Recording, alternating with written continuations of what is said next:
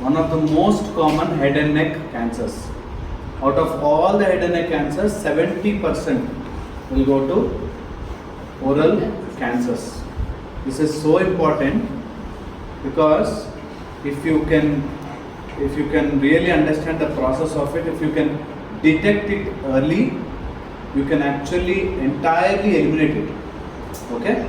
So 75% are related to tobacco and alcohol. 75%. So the other 25% are non-smokers, non-alcoholics. Right? The most common reason for oral cancers in non-smokers and non-alcoholics, and in those who are alcoholics and smokers, are this virus, this HPV, human papilloma virus, most commonly associated with the oral cancers. This is a brief up because we are going into oral cancer screening camps. When you encounter a patient, I want you to step by step understand this. Okay? If you don't understand the concept behind it, you will miss most of the lesions. Because if you can detect, put that heading, why are we bothered? Because if there is a cancer, patient would obviously come to doctor. Why we have to conduct a camp and call patients, right? Because we are bothered about this because early detection, if you can identify it in a very small stage, when there is no lymph node involvement, when lesion is small, you can actually take out the lesion, entire lesion, by surgical procedure and close it then and there. But if they delay it, if they come to third stage, fourth stage, where all the lymph nodes are involved, then the chances of their survival will be very, very less. So that is why we are bothered, that is why we are conducting camps. You are able to appreciate it. If this small lesion can be identified, only that part with 1 centimeter here and there we can cut, and then we can almost save patients' life as well as the tongue. But people don't come to us at this stage. They will put some ointment, they will go to some local pharmacy, they take something else, they take something else, and they don't come to a doctor. That too, they don't know that they have to visit a general dentist or a maxillofacial surgeon, or they just go to some physician nearby. Okay? So that is why oral cancer early screening and identification has become very, very important. Right? The next important point which I want to highlight is, why do we do checkup? If identified early, 65% can be totally cured and completely cured if no lymph node involvement, and no mortality if early detection. Very little morbidity will be there based on the location. Right? So if you are going for camp, these are the simple instruments what you need. A good light source, maybe a torchlight, good mouth mirrors, and tongue blades essentially, gloves because you have to protect yourself, and gauze pads with which you can hold the tongue and move it and see. Then sometimes you may need an anesthetic spray and a nasal speculum if you need it. Looking for, okay, now you have organized a camp, patients are there, but what are we actually looking into, right? We are looking into asymmetry of face. Obviously face is becoming disfigured. You will know it by inspection only. You will know that there is something wrong with it. Then there are masses, any swellings and masses, and there are any gross lesions or discoloration, sudden discoloration, blackish, whitish discoloration outside. Should be very cautious. And any ulcers, like have you seen those ads, Mukesh ads and all, big ulcers? Obviously, if something big ulceration is there, you will be doubtful. But we are more bothered about those small lesions which are ignored at an early stage. So in general examination, by the way the patient comes to, sudden loss of weight and abnormally fatigue, they are unable to walk, constant fevers without any reason, and if they are anorexic, then you should be really doubtful about it. We are looking at 6 locations. In oral cavity, we are looking at 6 locations. Mostly it is called as B-shift, okay, buccal mucosa. First thing is buccal mucosa, most common buccal mucosa. Soft and hard palate, compulsory in the palate. You see the hard palate and the soft palate. And then the lips, I have put it as for the code, shift, S-H-I-F-T, I, lips. Lips are the most common. So pull the lip like this, and check if there are any swellings or ulcerations there.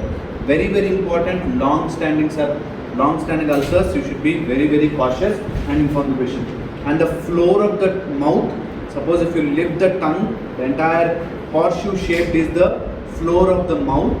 So you should check that area, as well as on the tongue, especially on the lateral border. Right? Tongue if you hold, right and left, all the lateral borders you should examine. So these 6 locations, as a doctor, if you are looking into the oral cavity, especially for oral cancers, or in general also as a dentist, you should observe these things: buccal mucosa, soft and hard palate, lips, and floor of the mouth, and tongue. So these things compulsory. So it should be subconsciously engraved in your, that did I look at the shift? Okay, buccal mucosa and the shift. Did I see all that? That is first oral screening checkup for oral cancers. Any ulcerations. So now we have looked, check suspicious if there is any red, whitish, ulcerated or speckled, or if there is any firm or indurated. Understand this term, firm or indurated. If there is any lump or swelling or ulcer, if patient is moving the tongue and the ulcer is also moving, they are very safe actually. If the ulcer is not moving, it is firmly adhered and only tongue is trying hard to move, you should be really doubtful about it. This is the most important thing you should understand in an ulcer. If the ulcer is firmly adhered to the gingiva or the mucosa, you should be really cautious. And the lesions which are not moving, and if there is restricted mouth opening and the movements of tongue, patient is unable to open mouth, like in oral submucous fibrosis, or in case of restricted mouth opening because of some lump, then you should be really worried about. So what looking at in 6 locations: red lesions, white lesions, ulcerated, speckled, or indurated, lesions which are not moving, and restricted mouth of white color patch. Really be conscious about it. Inform patients. Patients at this stage, they don't have any pain. They are managing with it. Tongue is also okay to be moving. So they think there's nothing to be worried about. And if you tell that there's some lesion, they will look at us as if we are cheating them. These doctors, they want money. They talk anything. But this is the lesion that can turn into cancer. So you should be very, very cautious and inform them. How do you inform them? I'll tell you in a while. And something like this ulcer, which is firm, it's not moving, and a white lesion, compulsory you should doubt about it. That's a typical oral cancer, like a cauliflower-like growth. If you see, if you remove the top part of the cauliflower, that flower, if you remove that, similar appearance is this. Most common lesion, most common cancer is oral squamous cell carcinoma that typically appears like this. Okay? Used and think that is oral cancer. Most common is linea alba, aphthous ulcers, black gingiva, candidiasis, and multiple ulcers.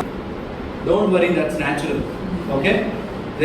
Once I did this presentation in another college, and I had line of patients who are all having linea alba. All are students.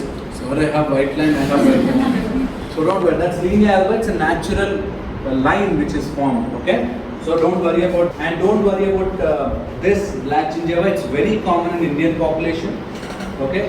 A whitish layer like this, suppose you see this whitish layer, don't worry about that. That's candidiasis, it's a fungal disease. And something like this ulcer, aphthous ulcer, you don't have to worry. But this ulcer, if it is more than 1 month of time, then you should be really worried about something going inside. Alright? So what are the red flags? So now you have checked the oral cavity at 6 locations. Look for red lesions, white lesions, lesions which are not moving, indurated. You have checked all that. Okay. What are the things which you should be worried about? Okay. First is any ulcer in the mouth for more than a month. They said this ulcer is there from very long time. Then you should be worried about that. Bleeding spontaneously on stretching, tissue which is pulled like this and it is bleeding spontaneously or on stretching, and patient is unable to swallow because of that ulcer or because of that growth or lump, is unable to swallow. Lesion fixed to floor. I have repeated this almost 4th time now. And lateral border of the tongue ulcer. Lateral border of the tongue, and there is an ulcer which is not resolving, will have a quick access to the lungs. Will have a quick access to rest of the body. So there is a chance that it will metastasize. So we don't want to take that chance. Any ulcer on the lateral border of the tongue should be really worried. And atypical teeth pain, they say pain here, and already treated for root canals, already done treatment, there is no particular reason, then there can be an occult carcinomas or occult cancers which you may not know. So preferably call them to a maxillofacial surgeon or oncosurgeon. So what to do if in doubt? Suppose you have a doubt, what do you do? Inform patient that suppose you have seen there is a red lesion, there is a white color ulcer you have seen. You cannot say cancer in the both out. You cannot tell that. Okay? So you will say I have a doubt, 1% of doubt or 0.1% of doubt. So let's check and confirm it. So there are methods like biopsy, like tissue biopsy, punch biopsy, okay, or other methods of examination. So you can ask them to come to a specialist, maybe a maxillofacial surgeon or an oncologist. They can come to our college, Mallarity Dental College for Women. We will do screening, we will test it, we will send for biopsy, we will confirm it with lab diagnosis, and then we can inform the patient. But if in doubt, don't think that nothing will happen, we will try and see some other methods. Don't be in this situation, because early diagnosis can save 65% to 70% of patient's life. Okay? So this is important. Next is, so that means non-tobacco, non-alcoholic people, they don't get cancer or they don't get oral cancer, nothing like that. There is every chance that they can get cancer. That to 25% they get cancer. And the sharp cusps, it will be really bad part on us if we leave a sharp cusp and that caused a chronic irritation and that became a cancer. No dentist should ever allow this to happen. Sharp cusps and patient is biting, always round off that cusp. A simple rounding of a cusp will save patient's life. So how essential is it, we all should think. Next, stress and other comorbidities. There is more chance of oral cancers or any other cancers. Patients who are in stress and they have other comorbid conditions. And then immune compromise like HIV, there is Kaposi sarcoma, there is kind of cancers developing on the palate and all. So when you look into the oral cavity, red dots in the palate, and if you stretch and see the Stenson's duct opening at the molars, if you see that salivary duct and if there is pus coming out, if there is no saliva that is coming out, if there is a lump there, you should be really worried about parotid tumors. Okay? And maybe someone like this who has multiple decayed teeth, bad oral hygiene, smokers, or it is not only restricted to these rickshaw drivers or auto drivers, it is also restricted to people who are in rich and lavish environment, or who are really well educated doctors still propagate alcohol. Yes, so you should be really worried about it. And how to examine. Okay, how to examine. Suppose now you have come to a conclusion, you understood what we are looking into. Now how do you examine? First, protect yourself. Compulsory universal precautions, mask, because you never know if somebody is compromised and they may transfer it to you. So your protection is important. Put on gloves, mask, and good light. You should have good light, and inspect, as I told you, at 6 locations, especially buccal mucosa, lateral border of tongue, and hard and soft palate.